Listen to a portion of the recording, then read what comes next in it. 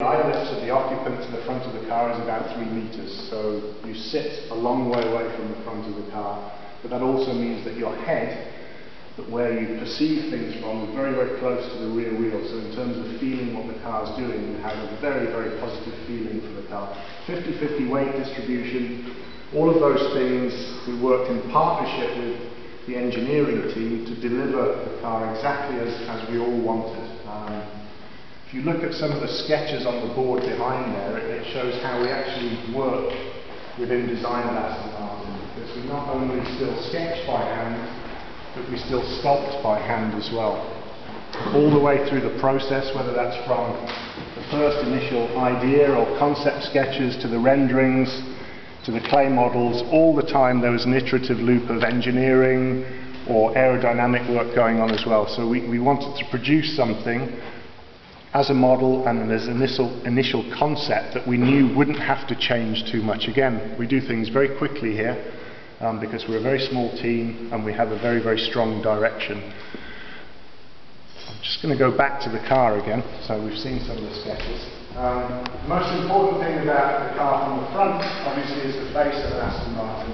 It's the grille. We have a full height grille, very, very wide.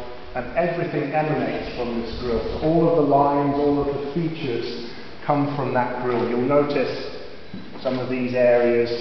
The other part that's very, very important is a little bit like when I talk to someone, I look into your eyes. So the eyes of the car are very, very important. And all of those other lines stem from the headlamps.